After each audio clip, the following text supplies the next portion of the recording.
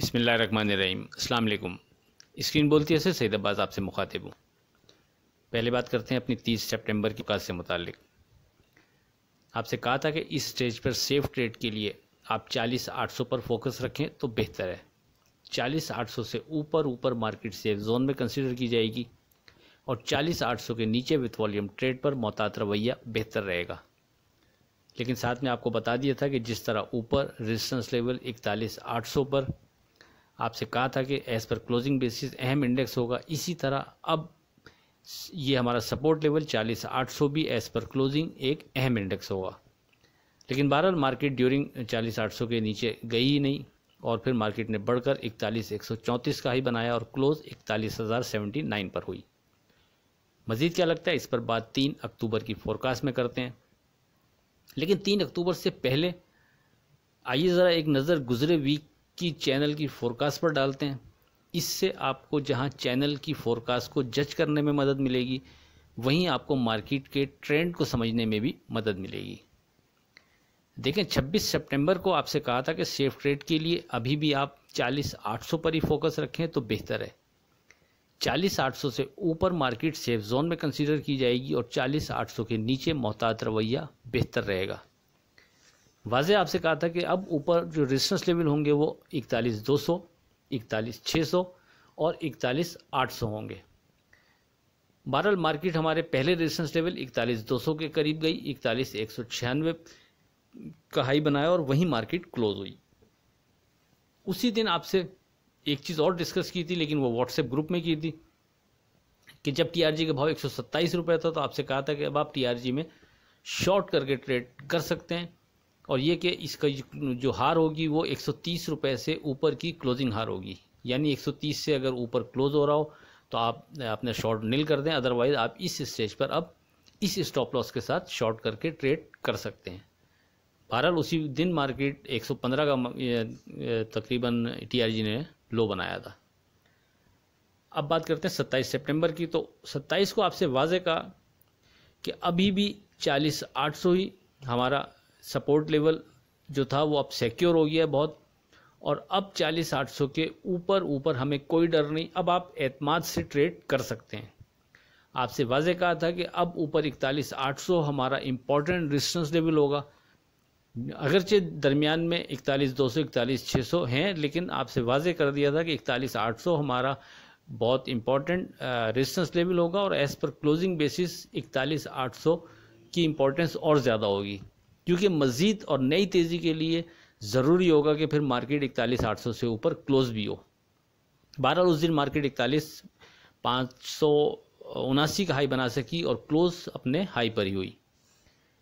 फिर 28 सितंबर को आपसे एक दफ़ा फिर आपसे कहा कि 41,800 सामने हमारा मजबूत स्ट्रॉन्ग रेजिस्टेंस लेवल मौजूद है और ये कि 41,800 से ऊपर जब तक मार्केट क्लोज नहीं होती, मार्केट में नई और मज़ीद तेज़ी में एहतियात करनी चाहिए। इसके ऊपर की क्लोजिंग मार्केट के लिए एक मोर पॉजिटिव साइन होगा। बहरहाल मार्केट हमारे लेवल तक ही जा सकी 41,800 के करीब और वहाँ से फिर मार्केट ने गिरकर 41,391 का लो बनाया, जिसने हमारी इस फोरकास्ट को अहमियत दी होगी। हमारे खसूसन रेजिस्टेंस लेवल जो आपसे मुसलसल डिस्कस हो रहा था और ख़ास तौर पर एज़ पर क्लोजिंग बेसिस पर, तो उम्मीद है वो कम से कम सेफ भी रहा होगा और नफ़े में बाहर निकला होगा। अब बात करें 29 की, तो 29 को आपसे एक दफ़ा फिर यही कहा था कि अभी 40,800 ही हमारा नीचे स्ट्रॉन्ग सपोर्ट लेवल है, लेकिन चूंकि मार्केट वहाँ से अभी काफ़ी दूर है तो इस वजह से सेफ ट्रेड के लिए आपको 29 को हमने कहा 41,200 पर आप फोकस रखें तो वो बेहतर है। 41,200 के नीचे हम मोहतात रवैया इख्तियार करें और उसके बाद फिर 40,800 हमारा सपोर्ट लेवल है, वहाँ अगर मार्केट जाती है तो फिर वहाँ हम बाइंग की ट्राई कर सकते हैं। 30 सितंबर की आपसे शुरू में बात हो चुकी। अब बात करते हैं 3 अक्टूबर की। 3 अक्टूबर की अगर बात करें तो देखें, टेक्निकली जो चीज़ें हम मुसलसल आपसे डिस्कस कर रहे हैं और मार्केट जिस पैटर्न पे चल रही है उसमें हमारे लेवल्स अपनी जगह यही स्ट्रॉन्ग है अभी भी। यानी 40,800 से ऊपर मार्केट सेफ जोन में कंसीडर होगी, 40,800 के नीचे विथ वॉल्यूम ट्रेड पर मोहतात रवैया बेहतर रहेगा। इसी तरह 40,800 as per closing basis market की डायरेक्शन में अहम रोल अदा कर सकता है। और ये कि अगर खुदा न खास्ता मार्केट 40,800 के नीचे विथ वॉल्यूम ट्रेड कराती है तो फिर नीचे के किसी भी लेवल पर जहां हमें मार्केट रेजिस्ट करती नज़र आएगी, जहां मार्केट हमें अट्रैक्ट करेगी, वहां हम 40,800 की क्लोजिंग हार को सामने रखते हुए बाइंग कर सकते हैं। ये तो मार्केट का व्यू जो मार्केट इस वक्त चल रही है उसको देखते हुए। अब सामने सियासी मामलात और अदालती ये जो चक्कर और अपोजिशन और हुकूमत की आपस में ये जो महाजराई, इन चीज़ों को अगर आप देखेंगे तो डेफिनेटली फिर डिस्टर्ब होते हैं, क्योंकि इन चीज़ों का इम्पैक्ट बहरहाल मार्केट पर पड़ सकता है। लेकिन अब ये इनको आप कितना वज़न देते हैं, कितना वेट देते हैं इन चीज़ों को, सियासी मामलात को और उस पर पड़ने वाले असरात को, वो थोड़ा सा हर एक का अपना अपना अलग अंदाज़ होता है देखने का और उसको अप्लाई करने का।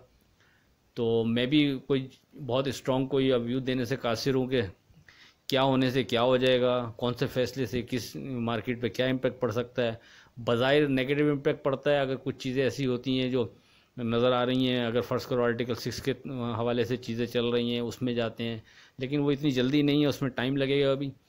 तो उसके हिसाब से आप सियासी मामलात को, अदालती मामलात को अपने अपने अंदाज से, अपनी अपनी नज़र से देखते हुए मार्केट में अप्लाई करें।